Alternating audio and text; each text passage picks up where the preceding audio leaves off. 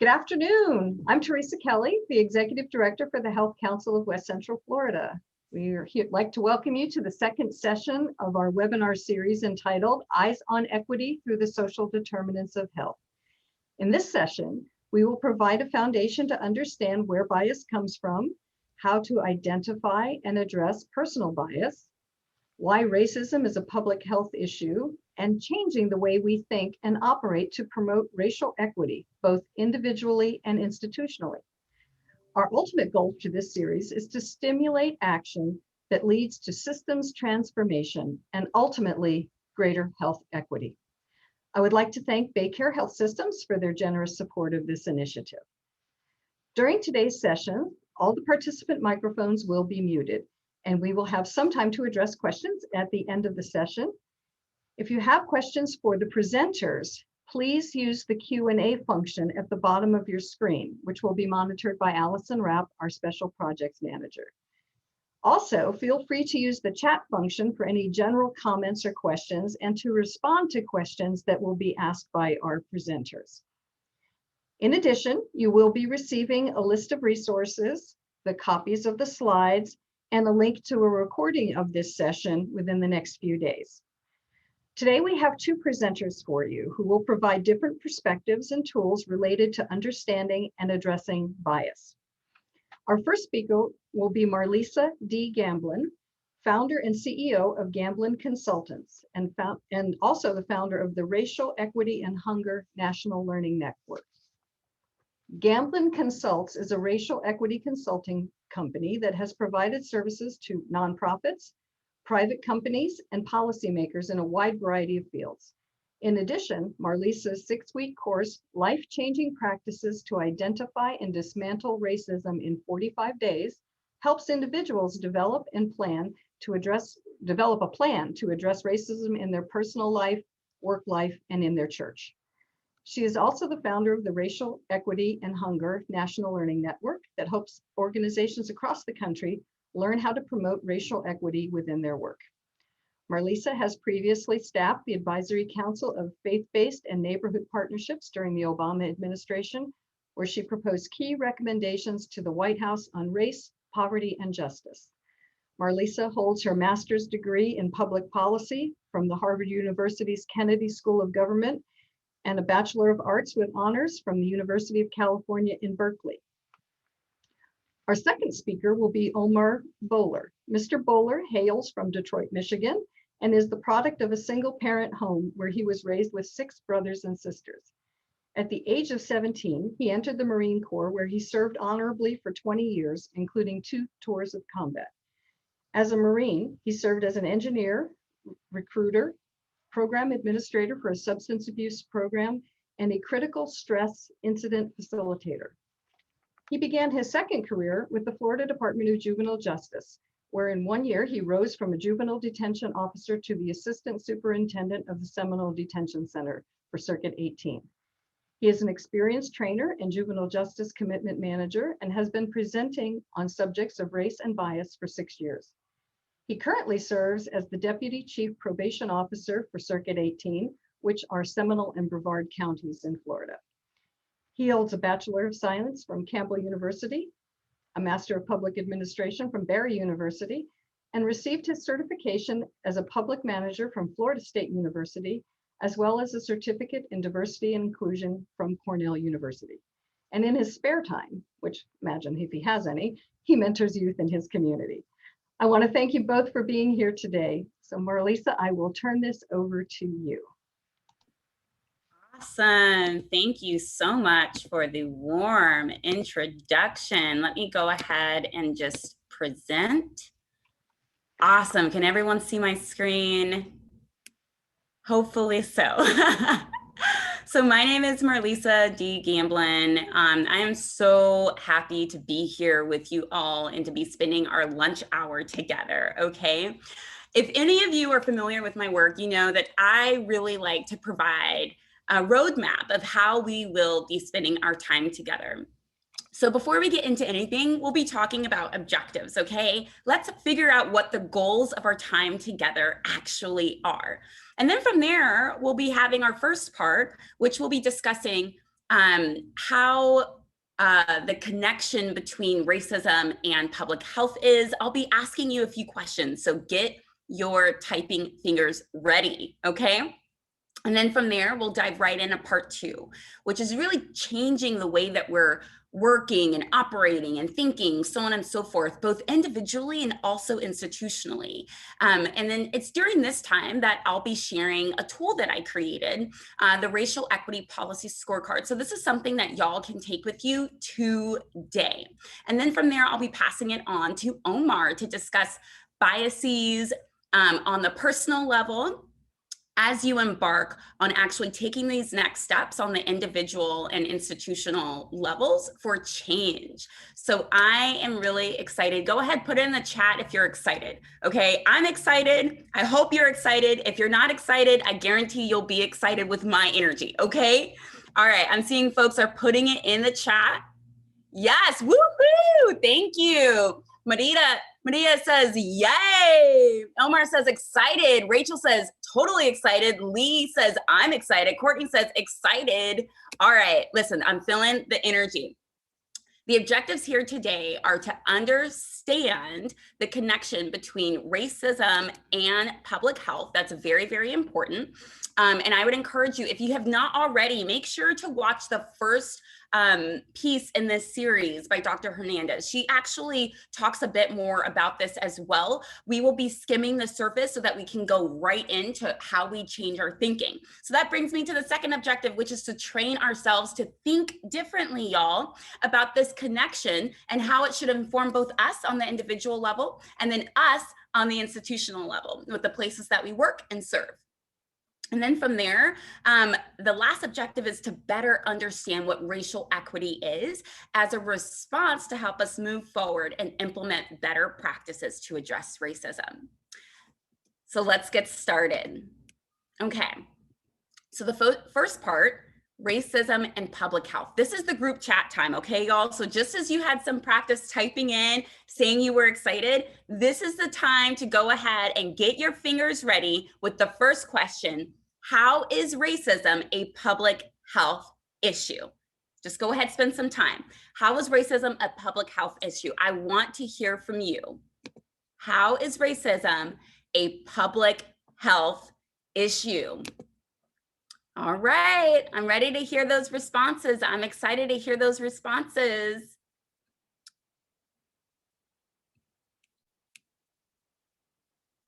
How is racism a public health issue? So Lee said it limits access to care. Okay, that's really good. Thank you so much. Jenna says racism impacts health outcomes. Yes, due to discrimination and chronic stress. Yeah, let's talk about that a little bit more. Chronic stress from maybe experiencing racism from the way that I like to frame it is from the moment I wake up to the moment I go to bed. Right, this is kind of a 24-hour cycle, y'all. Thank you so much. Okay, so Michelle says you need to be aware and be able to listen to you and your patients. Yeah, and when I'm thinking about what was said earlier about the discrimination and how what Omar will be discussing later about the biases that kind of fuel some of that discrimination, that might actually impair the way that health providers provide that support to where you can't fully listen to your patient. So that's another way that racism is a public health issue and how we see it showing up in the public health space. Thank you so much, Michelle. So let's go ahead and read something that Ashley put in, or no, let's say Emily. Racism has a negative impact on physical health of, I would say, Black, Indigenous, and other people of color. I just want to go ahead and note, we should not use the term minorities because minorities suggests that we are inferior to white people. So I just want to go ahead and make that as a note as we're thinking about really changing our mindset, the way that we're thinking, the way that we're acting. That also includes our word choice. So I just want to go ahead and provide that loving correction. So Allison says, demonstrated the disparities in multiple health conditions and the social determinants of health. Yes. So thinking through the fact that racism actually drives a lot of the inequities that we see and how a lot of the inequities are directly tied to the social determinants of someone's well-being of health or someone's lack thereof. And then Maria says, impacts neonatal mortality and mother's health. Yes, you definitely see that with them, particularly the Black community, the Indigenous community, and the Native Hawaiian community. All three of those communities have the highest levels of neonatal mortality, maternal mortality, lack of breastfeeding rates. All of those different things are tied together. And that's really as a result of structural and systemic racism. Thank you, Maria. And then we see Raquel, entire populations are affected by systems. Yes, exactly, definitely, by racism. And then the last one that I'll go ahead and I'll read is from Jessica. Many health conditions have a direct link to certain races.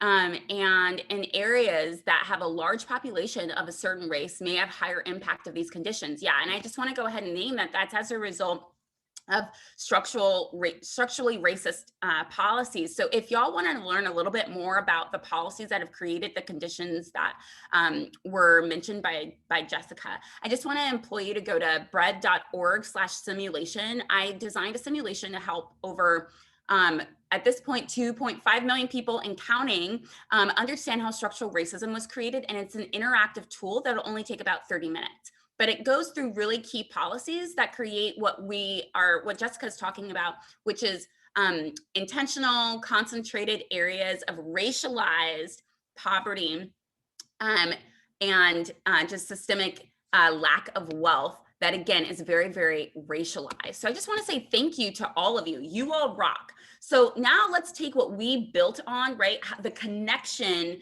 or rather, yes, how racism is kind of showing up as a public health issue. Let's actually kind of take a few steps back and say, okay, well, what is public health, right? So I pulled up a few definitions of defining what public health is.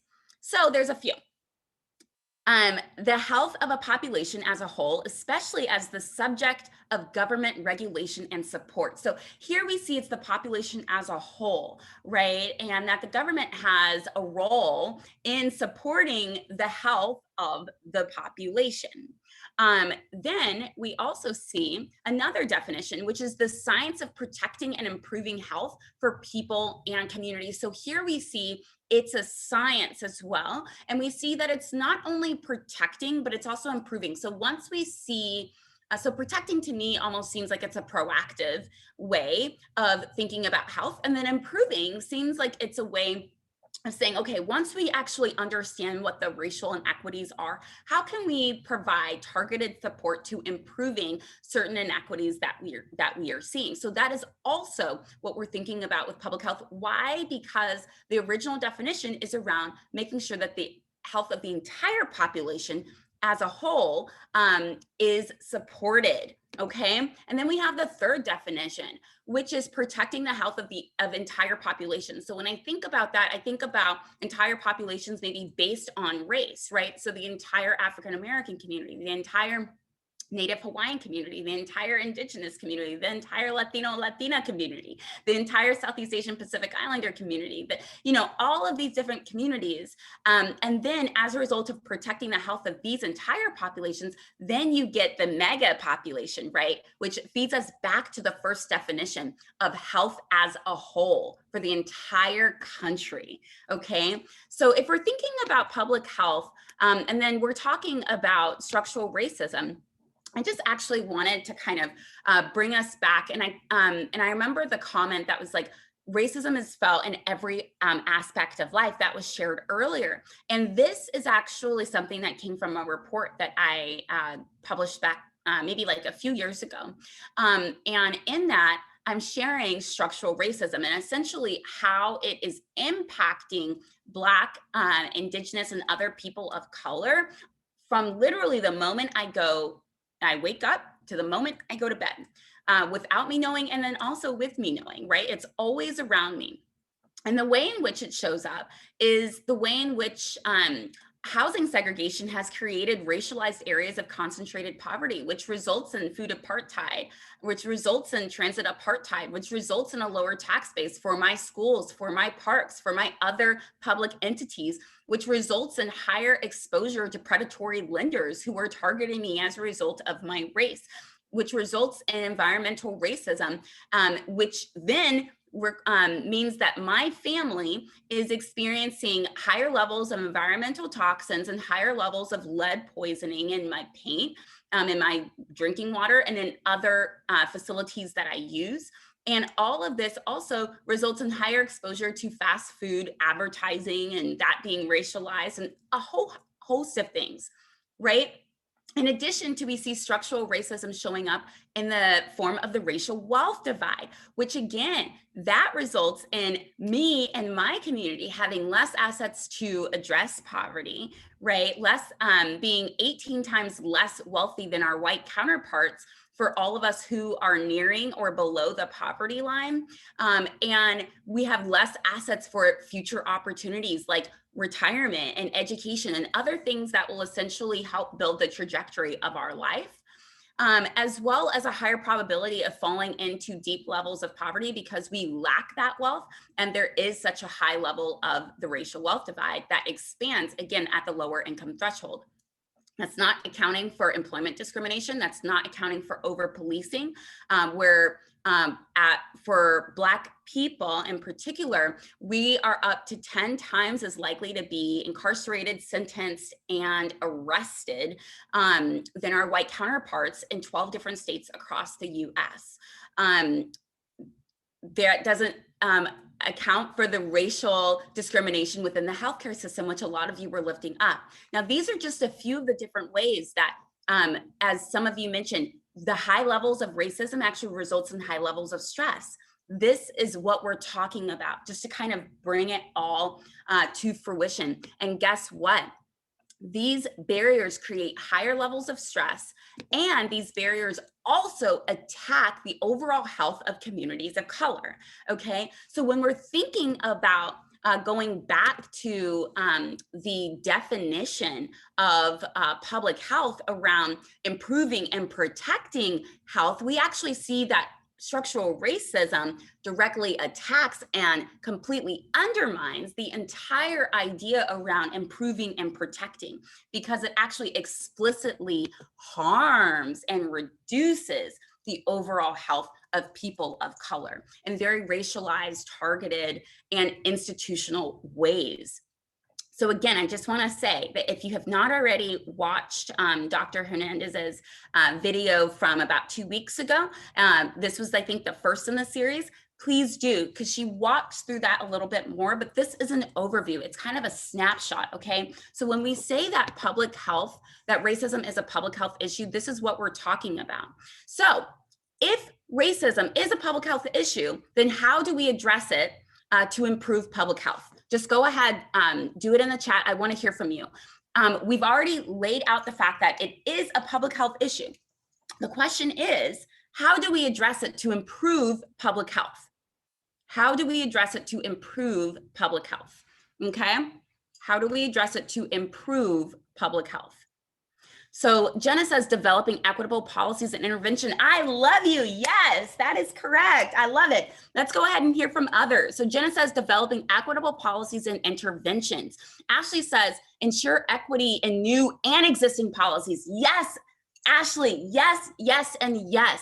I love the fact that you said new, and I love the fact that you said existing, because it can't only be what we're doing now and just leaving the old infrastructure the way that it is. We need to say, hey, we need to uproot some of this infrastructure, change it around to make sure that it's racially equitable. And then we also need to make sure that any new efforts also apply racial equity. So good job. And then we see Raquel says, culture, culture, culture. Culture eats strategy for breakfast. Yes, yes, and more yes. That is so critically important. We need to transform our culture.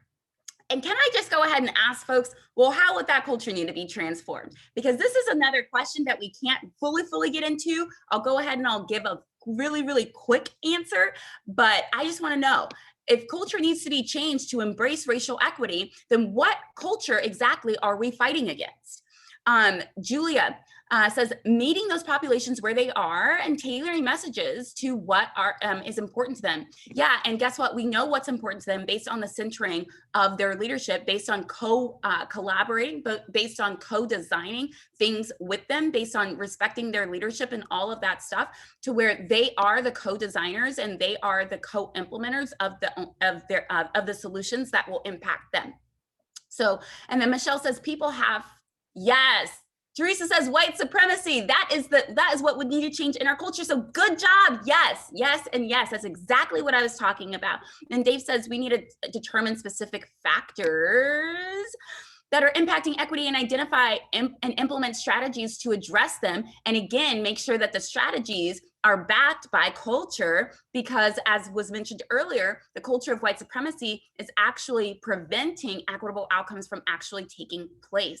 And then going back to Michelle's point, people have to be willing and actually talk about it in order for change to happen. Yes, that is definitely true. So I'll go ahead and read one more, just because it tempted me. Shiloh. So new emphasis on ensuring access to high quality healthcare for all, strengthening preventative healthcare approaches, addressing patients' social needs as part of the healthcare delivery, and diversification of the healthcare workforce to more closely reflect the demographic composition of patient population. I completely agree with all that. The only thing I would go ahead and add is that all of those different things need to apply a racial equity lens. And let's just go ahead and go. So if racism is a public health issue, which we've discussed, then to address racism, we need the opposite of racism, okay? Which is anti-racism, okay? And if we're serious about promoting anti-racism and everything, then that means that we need to apply a racial equity lens to everything. Do you see that train of thought, y'all? Because it's in that train of thought that we actually start changing the way we think and operate. And what Teresa was saying really around the fact that part of anti-racism and applying a racial equity lens means that we're directly countering the culture piece of white supremacy that is all tied together. Okay, y'all? So now we're going to get to part 2, which is individual and institutional change. It's group chat time. I want to hear from you. Get your fingers ready. How many people have heard the term racial equity? Okay, so just go ahead and say, yeah, I've heard it. No, I haven't. No, I'm new. Oh, I've heard it 2 times. Maybe I've heard it for the last year. Maybe I've been familiar with it for 3 years. I want to hear from you. Have you heard the term? So Dave says, yes, yes. Eduardo says, yes. Allison says, yes. Erica says, yes. Kimberly says, yes. Mary says, yes. Katie says, yes. Sounds like a lot of you have said yes. Whitney says, yes. Diane says, yes. I've heard it. Yes, yes, yes. Sharon says, yes. Julia says, yes. Pretty much a lot of you've heard it. Okay, let's just go ahead and say that. So let's get to the second question. Since a lot of you have heard it, dun, dun, dun, what is the definition? Okay, what is the definition of racial equity? Okay, I want to hear from you. And you all don't get an out this time, because guess what? You've all said that you've heard it. So what is the definition then? And it's okay if you put in the chat that you don't know. That's okay. This is a learning space, okay? I just want to affirm that. But you've heard it. Do you know the definition? So yes, no, maybe some guesses. What is the definition of racial equity? So Dr. Idelia Phillips, I apologize if I'm mispronouncing that, says advocating for health equity with legislators, okay? And then Lee says applying justice to even out the systems that are out of balance. And then Lori says applying justice to a system that has been traditionally out of balance. I keep hearing out of balance. I appreciate that. I appreciate that. What I'm hearing when I hear out of balance is thinking through outcomes. And you all are so on the right track when you're thinking about racial equity, having to deal with outcomes. And then Whitney says equal opportunity for all races. So I'm actually just going to go ahead and share a little bit. Okay. So this is something that I think is actually really helpful. And I hope that y'all are ready to enjoy my explanation with you. Okay. So equality is different than equity. I think someone mentioned equal opportunities, and I just want to go ahead and provide loving correction there. It's not about equal opportunities. It's about equitable opportunities to get to equal outcomes. And I'm going to share with you why that's the case. So with equal opportunities, that means that everyone has equal inputs, right? And the way that I like to look at it is you have my grandmother who is differently abled over here, and she has the same bike that everyone else does. And guess what? She's not actually able to have the equal opportunity of being able to ride her bike. Unfortunately, she can't even get on the bike because the bike does not acknowledge her needs and her circumstances. My father, on the other hand, is going to need to see a chiropractor, y'all, because guess what? He's just way too tall and it does not meet his needs. It just does not. Okay. Versus me, I like to say that my hair is just blowing in the wind and I'm super chilling because guess what? This bike fits my needs, my circumstances, everything. Okay. It is perfect. And then my sister, which I kid you not, is actually a lot shorter than me. In real life, if she has the same bike as me, she will not be able to get on it, right? So with this, with equal inputs, guess what?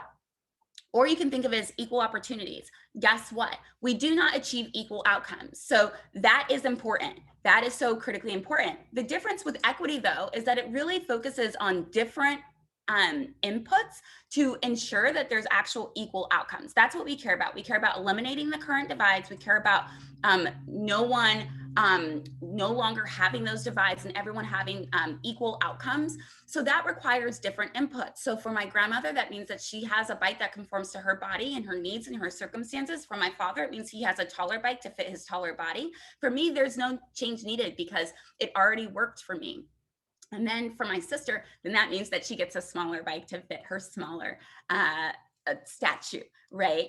So when we're thinking about this in terms of race, right, then maybe we can think about this in terms of different communities, right? That every community would receive a different bike. And you might be asking yourself, well, what does that mean? Like, what determines what bike someone needs? And I want to just go ahead and share that what determines what bike someone needs is based on 3 different things I want to draw our attention to.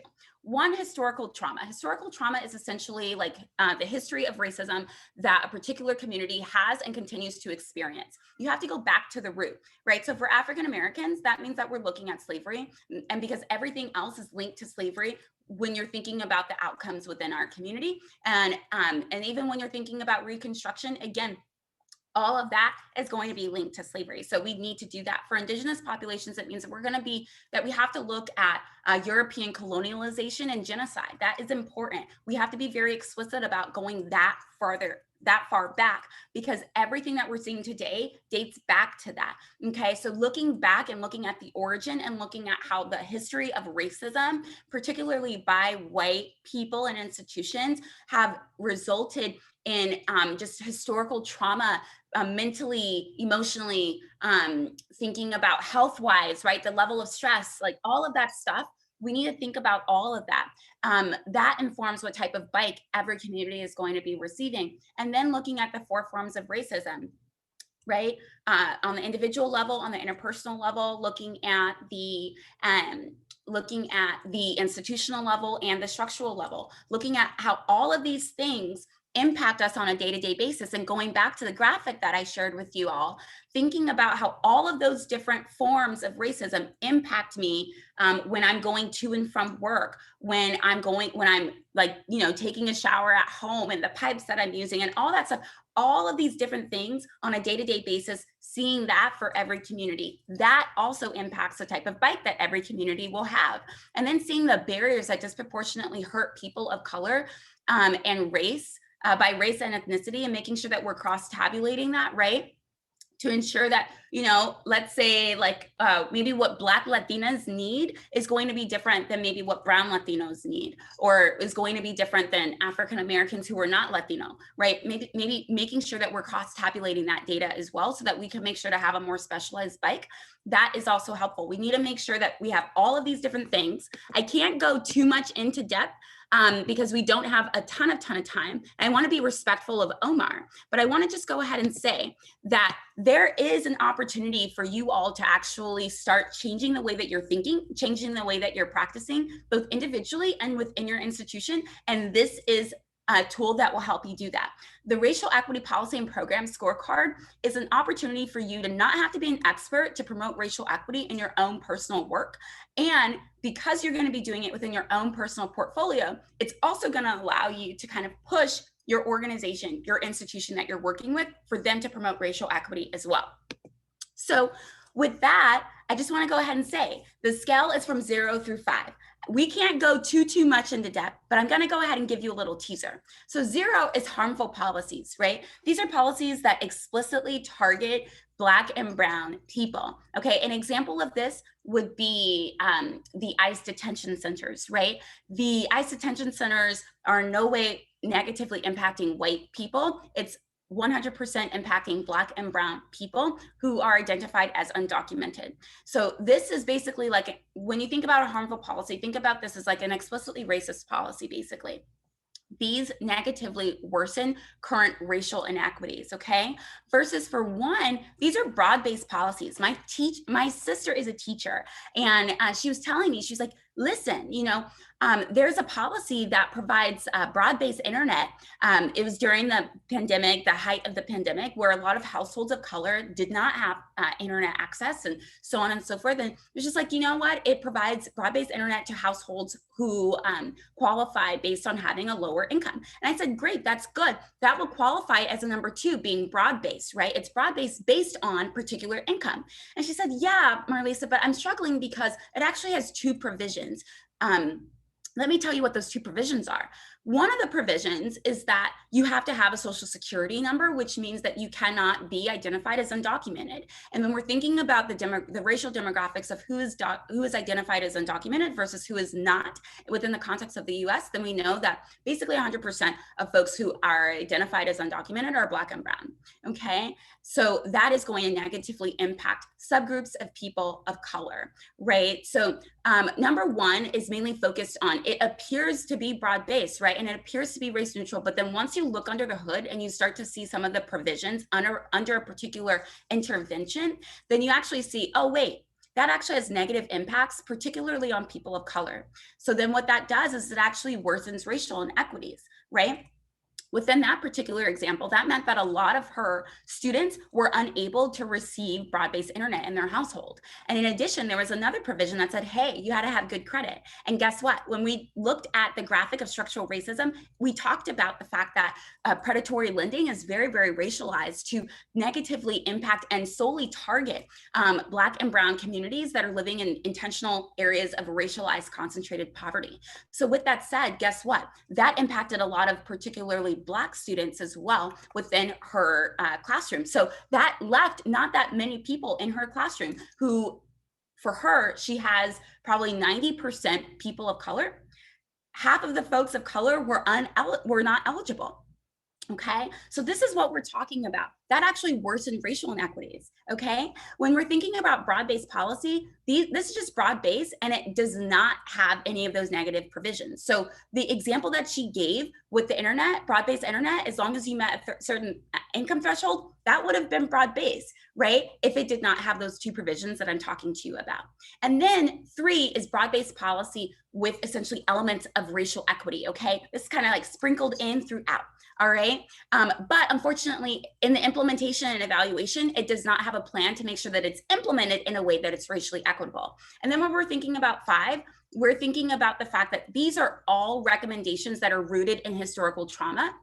Okay, for number 3, recommendations are not rooted in the historical trauma that we talked about earlier, right? In addition, for number 5, from the beginning, from the inception of the idea to the design, the implementation, and the evaluation, people of color are at the center, our needs are at the center, our leadership is at the center, and guess what? We are driving the processes.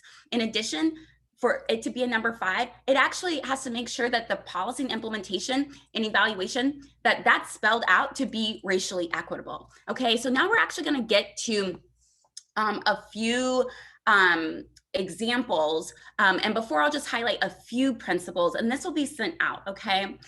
The first is that from the beginning, Black, Indigenous, and other people of color are being centered. Okay, yes, and Teresa says, nothing about us without us. I just want to go ahead and say that, yes. And it's also that we are driving it, okay? It's not that we're just asked to be participants. We are driving it, okay? Our power is respected. We have veto, decision-making power, and all of that, okay? We are acknowledged as the experts of how racism is impacting our lives, right? So we are not only invited, but we are driving it, okay? Principle number 2 is naming and considering every community of color differently, because guess what? We have different historical traumas and we have different outcomes. Principle number 3, analyzing specific outcomes for each racial and ethnic group, because guess what? It's important. And we have arrived to different outcomes based on different things and different realities. And principle number 4 is to set up policies and programs that are proportionate, right? Proportionate to the inequities that we see, okay? So if one community has the lowest level of certain things, and that means that they are going to be receiving the most support, okay? To get to equal outcomes. Remember, that's what racial equity is about. And then principle number 5 is to make sure that the implementation and monitoring plans are robust. Let's get to an example, okay? And before, actually, I wanted to have this note. Looking inwardly, right? Implementing these principles well means doing what Omar will discuss shortly, okay? Looking inwardly to see and check the biases that we all hold. So in the COVID-19 response, everyone basically received $1,200 in their bank accounts or physical checks, okay?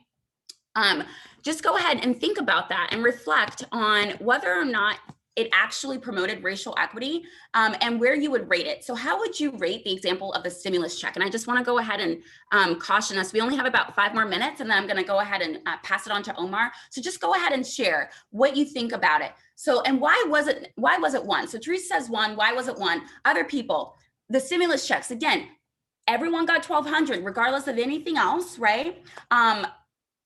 Did it promote racial equity, and where is it on the scorecard? So Julia also says 1. I want to know why you all are thinking it was 1. Why is it a 1? Okay, what is under that hood? If it actually is a 1, what is under that hood? Okay. Some people were unbanked. Yes, good job, Eduardo. I'm so proud of you. Yes. Others filed taxes through predatory lenders who got the checks. Yes, thank you so much. And guess what? Where are these predatory lending places? They are in Black and brown communities, okay? So we know that this is going to not only disproportionately, but also majorly impact Black and brown communities in a negative way. Yes, Eduardo, thank you so much.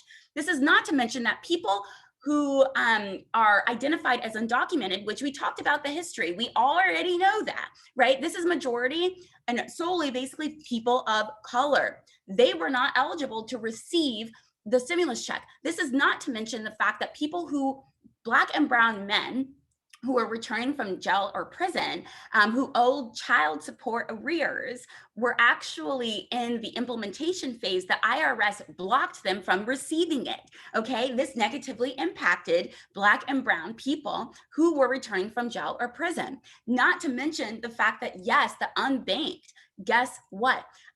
So many times, that's unbanked, yes, but then also the piece that, guess what? Black and brown people, as a result of the legacy of slavery, we are disproportionately located in the 10 lowest paying jobs. Again, a legacy of slavery. And guess what? These jobs place us in an area of being experiencing deep levels of poverty, not even just like general poverty, but deep levels of poverty, right? And guess what? If you're experiencing deep levels of poverty, you no longer actually qualify to need to file taxes, which guess what? That means that you're going to have a physical bank. And guess what? Because you did not file taxes to the IRS, that meant that many Black and brown households did not get their check until September or October. When many households that did make above that income and did have to file taxes and did have that automatic system with the IRS, we got ours in April. Okay, these are all the different ways that it is a 1, because when you look at the provisions, right, and the way in which it was implemented, guess what? It negatively impacted communities of color. So I just want to say good job to everyone. Now, this is another policy. This is the second, actually, in the last intervention before I hand it off to Omar, Food Insecurity Network. So this is actually something that was facilitated by one of y'all, Bay Care. So I just want to do a shout out to Bay Care. Thank you so much. So the Food Insecurity Network connects patients who experience food insecurity with food at discharge. The interval, this internal policy, rather, is to make a change to start asking every single patient, regardless of anything, right, every single patient about food insecurity. And in addition, this network has also been opening pantries at 16 schools across the region. The question is, where does it fall? in the scorecard, where does it fall? Is it racially equitable? Yes or no? Where does it fall? Is it 0, 1, 2, 3, 4, or 5? I want to hear from you. And we have a couple more minutes, and then I will be passing it on to Omar. Where does this fall? Okay, essentially the policy change, the intervention is for healthcare providers to start asking about food insecurity and then providing food at discharge to patients. Okay, is this racially equitable? Yes or no? Where does it fall? 0, 1, 2, or 3? I want to hear from you all. Come on, y'all. I know you can do it. I know you can do it. I'm believing in you. I am believing in you with the information that you have. Is it 0? Is it 1? Is it 2? Or is it 3? I'll repeat it. Remember, the change is that healthcare providers are going to start asking about food insecurity and giving food at discharge. So Teresa says 3. Michelle says, what's the scale number of importance?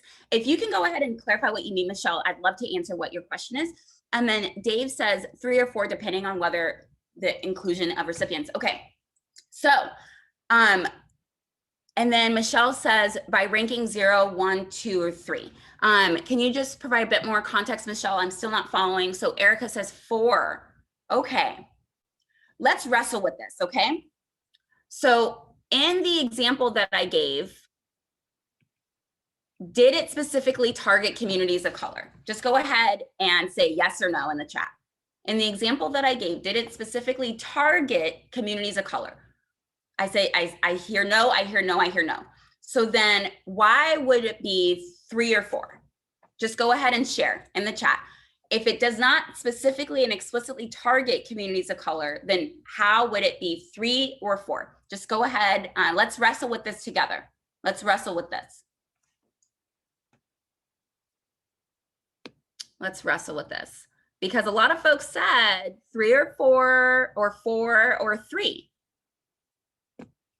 And then Allison says, just because you provide people with food does not mean that they have the ability to eat, cook. Okay, so that's a good point. That is definitely a good point. What are some other reasons? What are some other reasons? Okay, so I have a follow-up. If it does not specifically make the explicit targeting of communities of color, then where would it fall then? If it's not explicitly targeting communities of color, where would it fall? And then Teresa says, I made an assumption bias that food insecure would be in communities of color. Okay, because remember, let's go ahead and actually interrogate that, because at the lowest income community, among lower incomes, the racial wealth divide increases. So we know that white people are food insecure, and we know that white people who are experiencing food insecurity are experiencing food insecurity at a level that's significantly less than Black, Indigenous, and other people of color, simply because the racial wealth divide actually increases among people who are food insecure. A lot of people don't know that. So we can't just assume that all people who are food insecure are communities of color, because then when a white person comes in, they'll be getting the same support. And guess what? They are already at a higher outcome, right? So what does that mean then, right? It means that we probably need to provide more support, right, to communities of color. But in that particular policy, it was very colorblind, which means that it was broad-based. It's broad-based, broad-based, broad-based. So yes, it does get a 2. It does get a 2.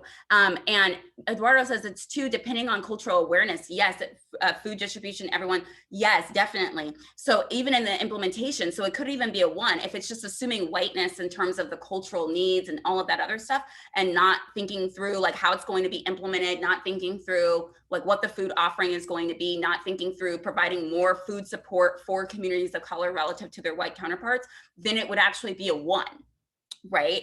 But for now, with all of those different things aside, we can safely say, okay, it's a 2, but keeping in the back of your mind what Eduardo was saying, what I was just saying. So anyway, I'll go ahead and I will stop right there. I just want to encourage you, go to lifechangingpractices.com if you want more of how to really address and think differently on an individual level, go ahead and use the racial equity policy scorecard when you're thinking through your work.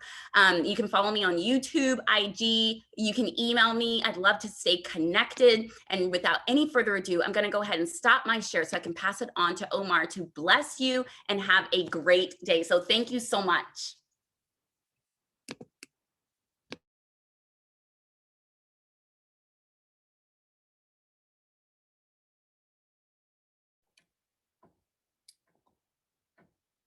All right, I think, can you guys see my screen? Please give me a wave. Teresa, Allison, if you can jump in and let me know that you can see my screen. We can see it. Looks great. All right, awesome. Guys, that was pretty awesome by Marlysa.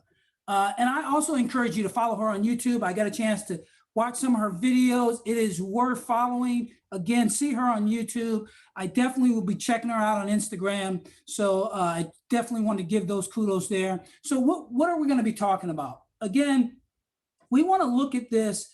We want to look at criminal justice and public health. Now, our conversation is, as Marlysa says, really going to talk about human bias, our personal responsibility toward that. We're going to have a connection with criminal justice and public health. And then we're going to try to, again, this is a new tool to me. I thought it was very informative. We're going to try to apply that with the scorecard, the racial equity scorecard. So let's get right into it.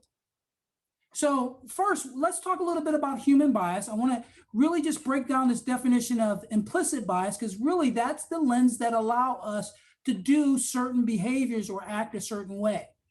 Now, the North Carolina Commission on Racial Ethnic Disparities, NC-CRED, if you would, says implicit bias is that unconscious, positive or negative mental attitude towards a person, an object, or group. Now, normally we associate it with a negative attitude, but certainly it's positive, there as well, meaning that we also give people certain favors based on a bias as well. Now, there's a lot of new scientific research that's documenting that we're all are influenced by these unconscious biases, and they can actually dictate our behavior without our approval or awareness. Now, I should note that our brains are very complex. We actually, on an unconscious level, are encouraged or see 11 million pieces of information every second. But our conscious brain can only process 40 single pieces of information every second. So where's the rest of that going? It's being stored in our brain on an unconscious level in the form of biases, stereotypes that allow us to act a certain way, oftentimes beyond what we state in our consciously held beliefs, meaning our unconscious really dictates how we actually operate. Now, there's a couple of ways that this happens. It happens in the form of certain biases. And the first one I want to share with you is called that like me bias.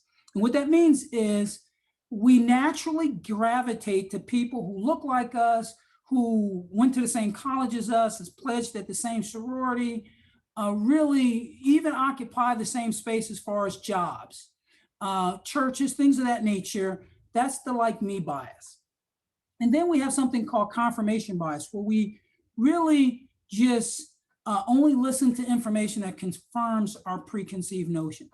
A good example of this would be how we go on the internet and type in something and look up something, or even shop, and then automatically we can see it on our Facebook feed. So it confirms what we already want, what we already know, without us being able to look at something else. So it really pushes us toward a certain piece of information. And then we have what is known as that anchoring bias. That anchoring bias is a little bit different in that anchoring bias, it anchors us to the first piece of information that we were given about a subject. Now, when I think of anchoring bias, I'm always reflective of my time as a substance abuse counselor. I remember being in a counseling setting. I had individuals in there, and I had this young person that was there that was really explaining his situation. And what I mean by young, this person was 19 years old in the Marine Corps. And the person was sharing with me how they developed this relationship with alcohol. Now, they were in the counseling environment because of a DUI. In North Carolina at the time, you had to have a blood alcohol content of 0.08 in order to be considered a person that had a DUI if you were pulled over by law enforcement. So he was pulled over by law enforcement. And now I do have to tell you the context of being under the influence. You are noticeably drunk by everyone around you, not by yourself, but by everyone around you if you blow a 0.10, meaning your blood alcohol content is 0.10. Now, when he was pulled over, he had a 0.43, meaning he was 4 to 5 times the legal limit. And to him, he wore that as a badge of honor. Now, when he's in our counseling center, he's talking about that, but he's also talking about how he got introduced to alcohol. And he was sharing that when he was very young, preteen, his mom would send him to the store. And when she sent him to the store, she would say, buy me 2 cases of beer. So back then you can go buy alcohol and cigarettes without even being carded. So he would bring the cases back and she would drink one and she would give him one just for making the trip. So he was sharing with the group how he blew through that case of beer and everybody's looking at him and they're having dialogue. Again, I'm just the facilitator of the group. And oftentimes you let that kind of marinate with them. And then everyone starts to look at me. And, the only thing I can say in that moment was, who am I? So they looked really perplexed at my retort. And I said to the group, I said, who am I to tell anyone, especially in this scenario, not to drink? When a person you love, the person that, you entrust yourself to, that's entrusted to your safety, everything about you, you're dependent upon them. And they're saying that this is okay. So, at that moment, I realized that really how much he was anchored to what the person he cared most about said, to him about drinking. So that's anchoring bias. Now, there's many aspects of bias, but, I'm always, thinking about the question, how do we believe the truth when we're only introduced to a lie? Again, how do we believe the truth when we're only introduced to a lie? So we have to ask ourselves, really, what actually happens when it comes to us thinking about bias? What creates bias? So if you could, go ahead and go in the chat feature and tell me in your voice, what do you think creates bias? And I'll share with you, a couple of things. And please, Allison, jump in once you see that, because I'm not seeing that chat. But when you think about bias, what creates it? The first thing that comes to my mind is history. Now, this could be yours. This could be your personal history. This could be history of the world, the United States. It can be the history of your culture, where you come from. It can be vicarious history through another person that maybe you're a case manager or caregiver.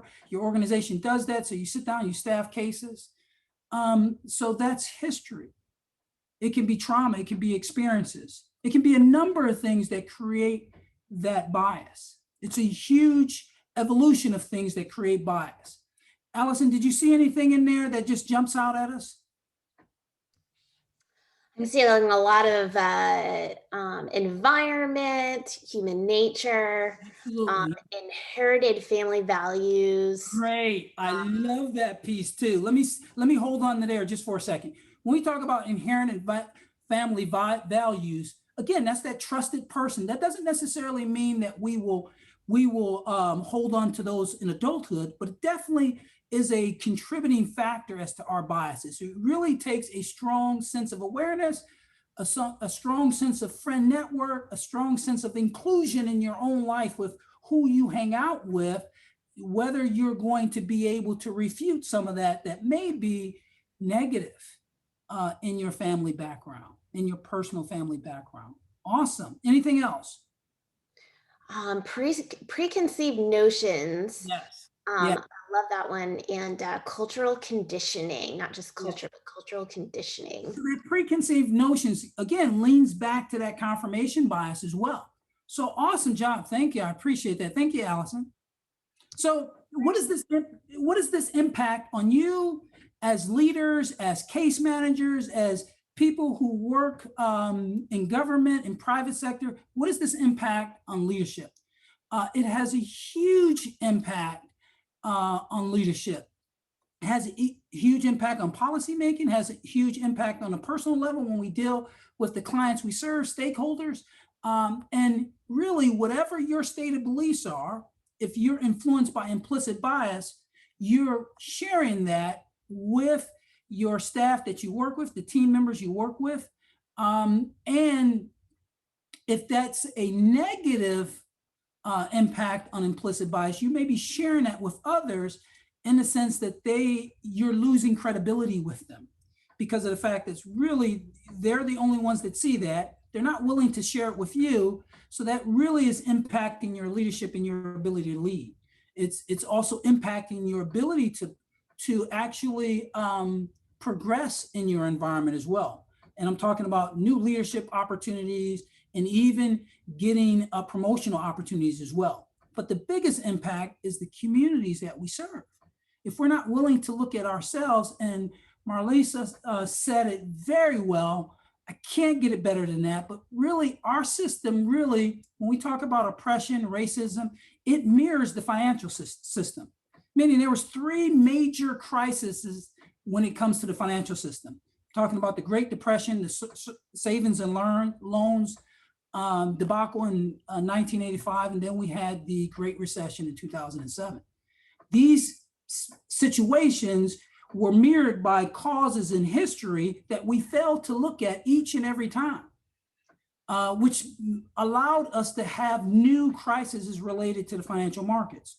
The same happened as it relates to race today. I mean, we had a huge reckoning when it came to 2020. And these things really just, compound each other and puts us in a framework. What should we do? How should we react to them? So they have an impact not only on the smaller levels of our community, it has an impact on even the larger levels on our community, meaning how our systems interact with each other. And I'm talking about the healthcare system, the criminal justice system, the education system. I'm talking about housing, the job market. All these systems are impacted, and research shows that they're correlated in the biases that they have and how they depress people of color. So how do we deal with these biases? If we know they exist, we know that they have an impact on every aspect of our life, every system that we involve ourselves in, if they have an impact on us as leaders and organizations and the work that we try to do to help the communities, the families that we serve, how do we deal with this bias? Well, it's difficult. We use that racial equity lens that Marlysa was talking about, and I'll briefly talk about that here in a minute. But we also really have to reconcile with ourselves, understanding and have an inclusive network of people that really doesn't mirror our family, doesn't mirror our friend network typically, that we can engage in conversations and be open and honest to share our stories. Now, what do I mean by that? Our stories. How the system affects us. And it doesn't matter what demographic we come from, our stories are unique to us. When we allow people to come in and we have a basis for dialogue, meaning, can I share, if someone says something insensitive, can I share its impact on me? And I'll allow you to share its impact on you.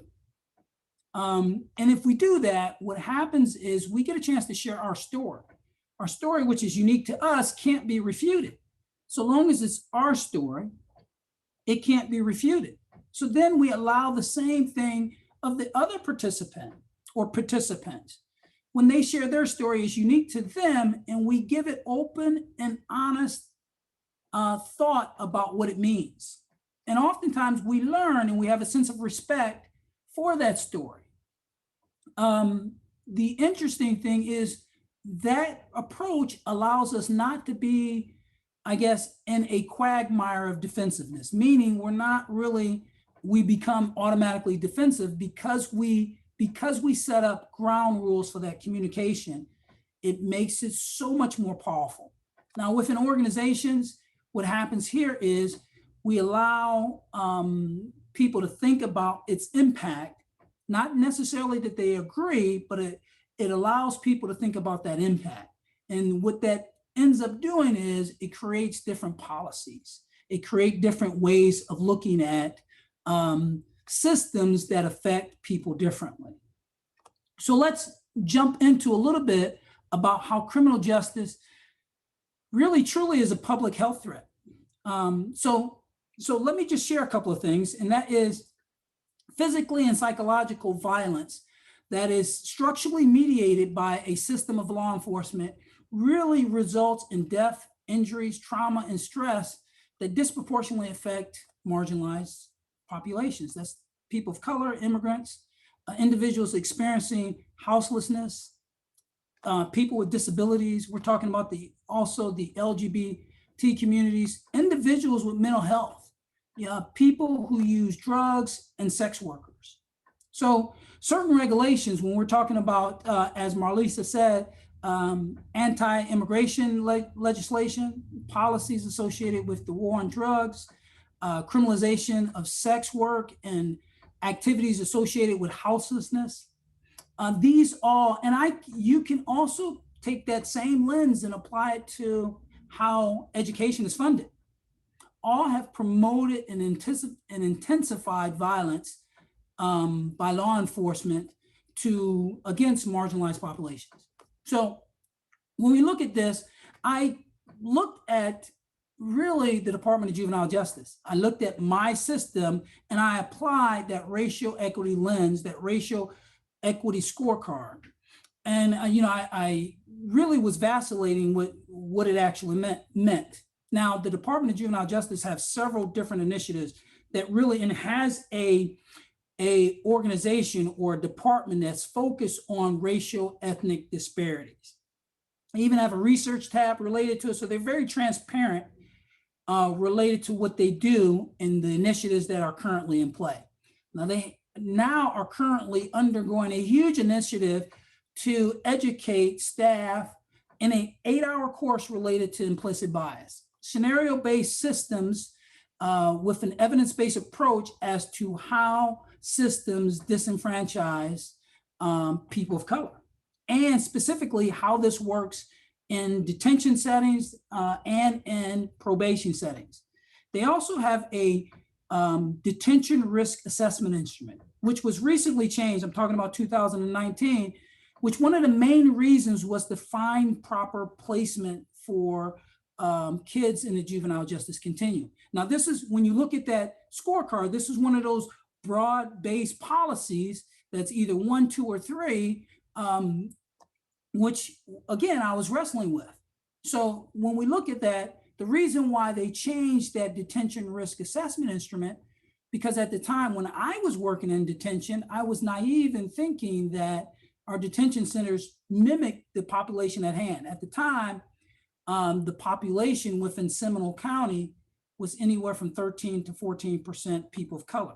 But in the detention center, it mirrored anywhere from 95 to, on some cases, because of the bed size in the facility, 115% Black, meaning all the kids that was in that facility was Black, even though the community is only 13 to 14% Black of a given certain population or age range, if you would. So that was very disconcerting to me, and I wanted to figure out why this was going on, but they changed that to see if it would have an impact, and they had metrics to try to figure out whether they had an impact on those of color.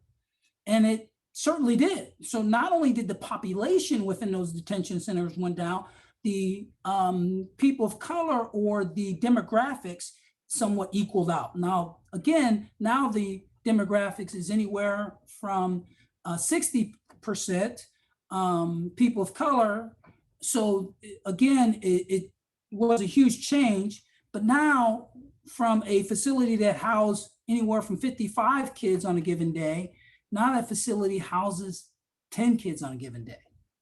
They also instituted things such as civil citations, where kids that were traditionally placed in a detention center, and oftentimes these civil citations was only afforded to kids that economically can support that. Now they started to open the door up for civil citations for other kids. And not necessarily that it was targeted that way, but that's just the way the system worked. So again, it allowed for that civil citation to be given to kids that had low-level crimes that really did not need to go to detention and go through that trauma of being in detention. So this allowed the facilities or the detention centers not to be overrun with people that really should not be introduced to a system that is not conducive to being, what's the term I want to use, really helping those kids mature. Then they instituted something called warrant selections, meaning they had a failure to appear system. And if a person fails to appear, they issue what is known as an OTEC, or a system to take an order to take into custody is what it is. So if you issued an order to take into custody, when that person is found, they have to be screened, then they take into the detention center, then they sit in the detention center until they have their hearing, normally within 24 hours. And didn't matter what the reason why they failed to appear, but nonetheless, they were held in detention. Oftentimes, these kids failed to appear really for a reason that was not related to them, meaning the court system had an inaccurate address for the person. The kid didn't have transportation or didn't have family support to get to the hearing. So oftentimes, unbeknownst to them, they were getting detained for a reason that was not related to them. So therefore, again, this was a situation that often affected those with limited means. So traditionally, we're talking about those kids that were now being targeted because of the fact that they were financially insecure. So that's what allowed me to look at that lens to try to figure out what range, what part of the scoreboard they reached. Now, again, I'm still looking at that. I looked at, again, the reasons that they were being taken into custody. I looked at whether the system was designed to specifically look at kids of color and what that would mean on the scoreboard. For me, I came up with either a 2 when it looked at placing a kid in detention, and I looked at a 3 when it came to, and I'm talking about detention services, and then I looked at a 3 when it came to probation services. So now let's look at criminal justice. Again, we're applying that public health threat situation to it. Now the CDC estimates that there's an overall cost of non-fatal injuries related to law enforcement that was reported in 2010. Now, this would mean, or this research indicated that, including medical costs, it costs over $1.8 billion for people that receive those injuries, whether they be fatal or non-fatal. So even in the absence of physical violence, several studies also shown what is known as a stopped or perceived unfair, discriminatory, or intrusive association with adverse mental health outcomes. Talking about symptoms of anxiety, depression, and even post-traumatic stress disorder. One study revealed that neighborhood level frisk use of force was linked to elevated levels of psychological stress among men, especially those living in those neighborhoods. So again, we're talking about the stress just of living in those neighborhoods was causing, again, anxiety, depression, post-traumatic stress. So it elevated the sense of fight or flight even once you left your house, because you couldn't travel from your house to wherever you were gone without that elevated sense of stress. So the impacts of physical violence likewise extended beyond injuries, again, talking about death, affected individuals and communities' ability to achieve positive health outcomes in the short and the long term, again, compounding those health inequities. As an example, one study revealed that residents of neighborhoods with high rates of law enforcement use of force were increased likelihood to suffer from diabetes and obesity. Again, what this is saying is that the thought of and the research related to how the impact was affecting communities of color actually affect them long term, not just the situation itself of a person being arrested, but how that may have came across in the media, how people had access to that, and then the longevity of those outcomes related to other health issues. So here we're talking about the policies, and the policies that increase law enforcement contact or fear of contact created barriers to healthcare. So these barriers of healthcare often were Medicaid, harm reduction programs. We're talking about things such as related to domestic violence services. And oftentimes these were for undocumented or related to undocumented individuals or and their US citizen family members. So looking at this, we're talking about, when we talk about whether they decide to or decide not to get help at in hospitals and centers to treat for services, to treat for medical conditions. And the reason they weren't going to hospitals and things of that nature because of the fact that they feared the consequences of that, which again may exasperate future outcomes or health inequities. The other thing was criminalizing houselessness, sex work, and drug abuse. This had creates a system of increased charges. It creates a system where lack of trust within law enforcement. And again, one of these things that happen is it really suppresses the ability to seek services for those who are in most need. Although there is a need to invest in social determinants of health, it's clear that government spending on social services such as housing assistance, education has decreased since the 1980s. Decriminalization of our systems is something that the World Health Organization recommends as structural interventions to address social determinants of health in marginalized groups. When we look at our marginalized groups, we talk about reallocating the funds.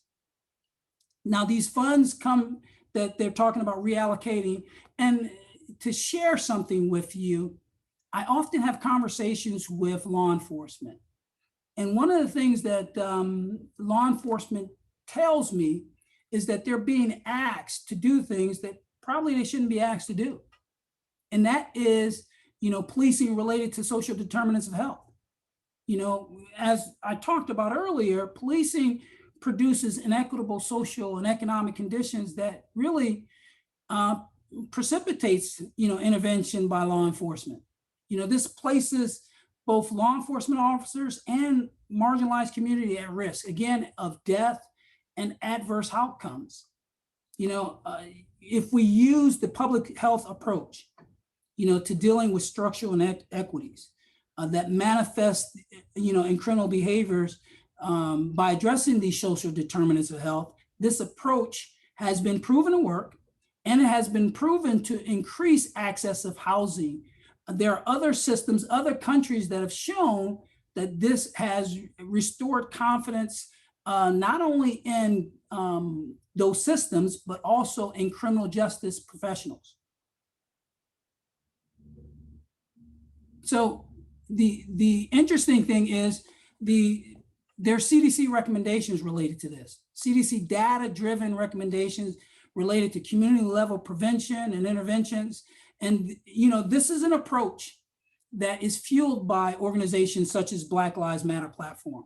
Now, not being a member, it's interesting to note that social change happens based on interaction from the community. And social change happens based on how the community projects the need for social change. And some of this is through protesting, peaceful protesting in particular. There was a research done out of Harvard Radcliffe Institute that talked about peaceful protesting, specifically with Black Lives Matter movement. And they found that over all these instances, and they looked at over 7,308 instances. Now there were other instances that they haven't had an opportunity to tabulate at the time of the study, but they found that those incidences that they didn't tabulate was coming from rural areas, which they believe will kind of mimic the same, I guess, outcomes that the current study revealed. But they revealed that 97.7% of all protests were peaceful. They also, which I thought was interesting, is when there were protests that became violent, they became violent because of parallel anti-protesters having violence against peaceful protesters. Or in some cases, law enforcement instigated issues with peaceful protesters. So again, the question is, how do we get this to change? Do we get the change through a public platform? Do we get this to change through our own personal view? Research shows that both of those work. Research shows that peaceful protesting at large works. Peaceful protesting at large are peaceful. It also shows that those who are educated with biases and use tools such as Marlysa's can actually change governmental processes, can actually change the law. When it comes to changing the law, it's really about being aware. It's really about taking a personal responsibility related to what we're doing as a person and applying, again, a race equitable lens on our own system, and being fair to communicate that within our system. And I'm talking about to our higher headquarters, because some of those systems are trying to do well with what they do. I believe that the Department of Juvenile Justice has a lot of initiatives going on, but do they target specifically people of color? I could not find that to be true. So across the board, I could only give the system in which I'm working in a 2. There's some aspects related to my system that shows me certain things, but it's not all inclusive. So really just a quick summary. I do want to share a couple of things. And as a summary, one, when we talk about bias, we're talking about a personal approach to understanding how we're affecting our communities. And we're talking about a personal approach as to how we decide it's affecting our leadership, our inclusivity with our people at hand, meaning our people we work with and our stakeholders, and understanding those different types of biases. We also talk about our system as it relates to how it influences our community, meaning its impact on the community. And certainly criminal justice and public health has a co-relationship, also resembling that co-relationship with other systems, that if we apply that, that equitable lens, we have an opportunity to make change. So thank you, and I'm going to turn it over to Allison. Thank you so much, Omar and Marlysa. Excuse me. I am going to bring Marlysa back, and we will take questions now for both of our presenters. If you could go ahead and enter any questions you have in the chat box, we'll go ahead and address them. You can enter them in as general questions. You can enter them in as specific questions to either of our panelists. So go ahead. Again, thank you so much. Both of you your both presentations really connected on what we need in our systems. And as I'm waiting to see any questions or comments, anything else that has come up for our audience that we can kind of bring these things together and then kind of say, well, what comes next? What comes next after this? Maybe you could talk a little bit about that, both of you.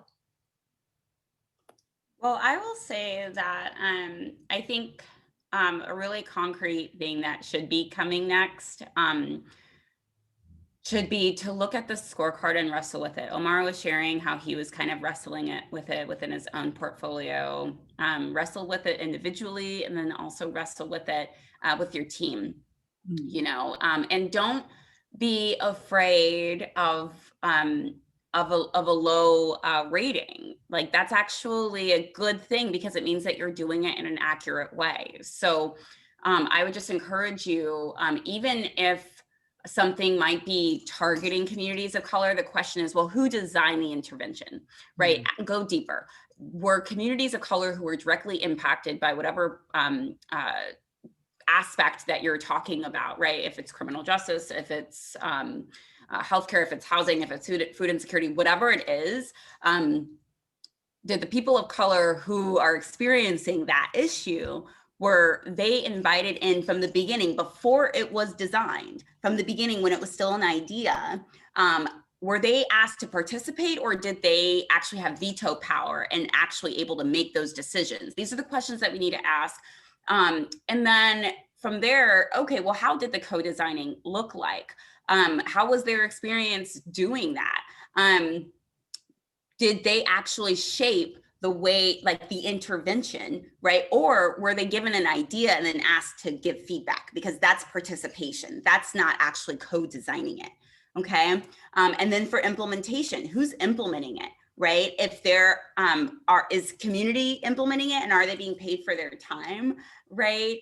Or if it's something that's going to be contracted out, is it going to be contracted out to something that's already an effort that's going on within communities of color that are by and for communities of color, to where that's building the wealth of communities of color? Or is it being contracted by someone else, right? Who's implementing it? And then for the evaluation, how are we determining how it was successful? Is asking questions like, were you racially discriminated against? Do you actually feel like you were respected and your power was respected through the process? Do you actually feel like this is addressing the primary concerns of your community in a racially equitable, culturally competent way? Did you feel like you saw yourself represented and your community represented in a racially equitable way? Or was there just kind of token Black and brown people along the process? These are all critical and important questions to start asking yourself and your team as you are rating. Because a lot of the times, even when, and I also want to go ahead and note very, very quickly that in the chat, someone actually mentioned that the Bay Centers project actually did target communities of color. So then in that, it probably would have reached a 3.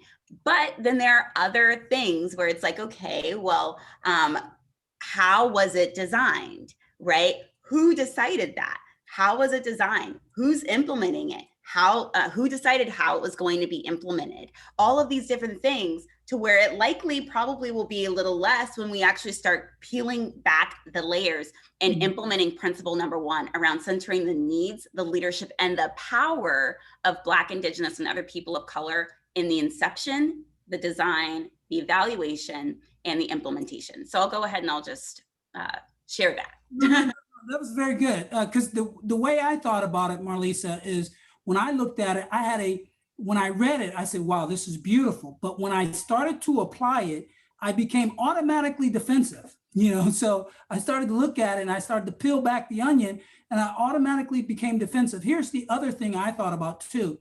It's just because you read it and you become automatically defensive, that's a natural thing. I would love to break this down with my team, but here's the other critical piece. When you look at it, the question that came to mind that made me feel better about my rating, that 2, was because even though it had some aspects of a 3 and a 4, I still truthfully could only give it a 2, those 2 individual pieces. but it doesn't speak to the honor and care of the individual workers in those systems. So that allows you to be a little bit more open and a little bit more true to the tool. You know, I think, you know, on the inception, psychologically, me, you know, being a naturally, you know, I wouldn't say defensive person, but really loyal person to an industry that I work with. Me understanding that law enforcement is not naturally dishonorable or, you know, out to seek certain folks. And that's the same thing with people in my organization within the Department of Juvenile Justice. Even though we're not law enforcement professionals, my point being is it'll if you look at it that way, then it allows you to rate it more accurately. Yeah. Thank you both. So I have a question. So actually, here's one in the chat. We'll go to that one first. How can the scorecard be used to be part of implementing policy, not just the programs that are implemented? Part of implementing policy? Mm-hmm. Yeah, that's for you, Marlysa. Yeah, so I would say when you're thinking about implementing policy, I would say you have to think about first the design of policy, right? Because it's in the design of policy that when you're thinking about legislation, if you're thinking about legislatively, or even when you're thinking about it more internally, that it really should be outlining what the implementation should be. Right. So I would just encourage us to not think about it as siloed because it's all part of the same process. So from the beginning, when it's like, oh, crap, like we need to address X, right? Then it's like, OK, well, who's in the room? And are people of color who are directly impacted here? And are they in the room? And let's not just invite them as like token participants, right? Mm-hmm. Like there needs to be like very like thoughtful engagement there that's paying them for their time, and that's making sure that they know what the decision-making process is and that they actually have veto power in it, right? And that they are considered experts, that even the vernacular used around them is considered, you are an expert of how racism, of the intersection of racism and whatever issue we're talking about, being very clear about that, being very clear about honoring, and then also being very clear of, hey, we know that we haven't gotten it right, and that's why we have to do things differently. We are in a place of humility, okay? So we just want to be very, very clear, right? So I think that that's important for that first piece. And then it's in that first piece that you start to develop the design of the policy, and then you actually, and they should be leading it, right? They should be co-leading, where it's like, okay, well, how is the implementation going to be carried out? And I think I see something in the chat, clarification use of scorecard to set policy. Yeah, you were just talking about that. Yeah, so I would say definitely make sure to go through the principles, right? And ask yourself, okay, is this, who do we have in the room from the very, very beginning? Making sure it's people of color who are, again, impacted by that issue. That is critically important. Asking yourself, okay, are we doing a particular intervention just because we've already always done it that way? Or is it actually, and then also asking yourself, okay, are we falling back to general populations, right? So in the case of Omar, right, where it's like, okay, you're looking at criminal justice. So all people with an arrest record, right? That would be an example of broad-based policy. It doesn't say anything specifically about people of color with an arrest record. The same thing as with people who are experiencing food insecurity. That is a broad-based policy. But then once you say people who are experiencing food insecurity who are of color, then you start to actually segregate that out in a way where it's like, okay, well, what are the inputs? What are the outcomes currently? And we need to make sure that we have proportional representation based on how a particular issue is disproportionately impacting those groups, right? And then in addition, say, okay, well, that also means that the inputs have to be different. They have to be proportionate to the actual outcomes we want to see, understanding that in the example that Omar was giving, where essentially it was like solely African-American individuals in the juvenile justice system within Seminole County, although we only represented about 13% of the population, means that 100% of the people who are making the decisions about juvenile need to be African-American juvenile boys and girls, right? Like that is what it needs to be in proportion to the issue that we're seeing. Yeah, so that's a little bit, I would also encourage you, and what I can do is I can also just share a few reports that have different examples of how to apply racial equity lens, what does proportionality mean, and all of that stuff, and that can be sent out. That would be wonderful. Still losing my voice here. And I haven't been talking for the last hour and a half. And I think we'll skip my question, but well, I'll say my question just as something to think about.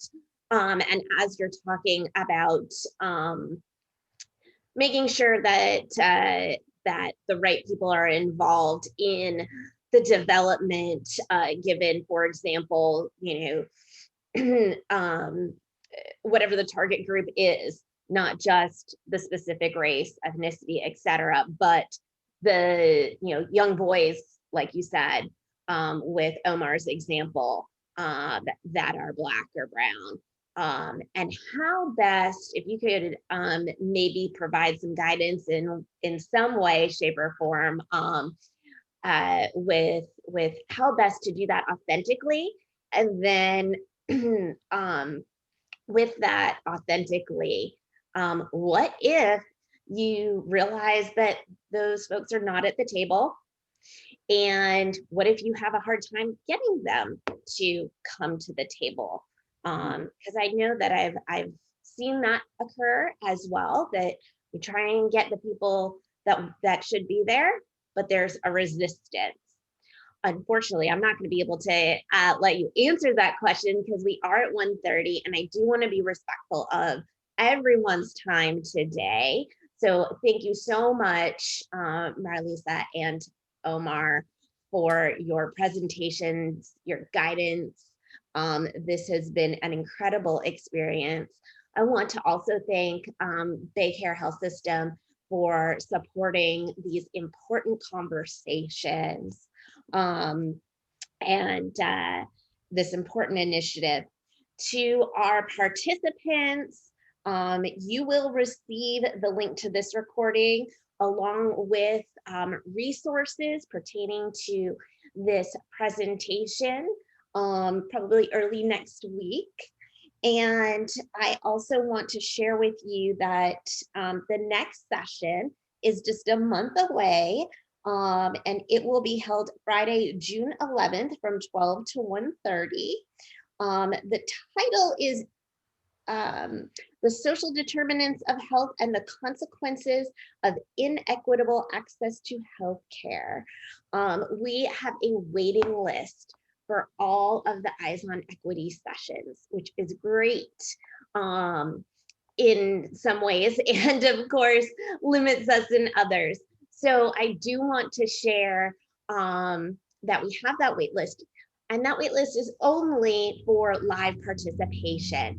Everyone that registers will receive the recording. So if you know that you're not going to be able to attend any one of the upcoming sessions over the next several months, please do let me know so that I can offer a spot to the next person on the waiting list. And again, encourage those that you think might be interested or that really need to hear some of this really great stuff that we're talking about. Share the registration link. You have that, and it's up on our website and all of the great things.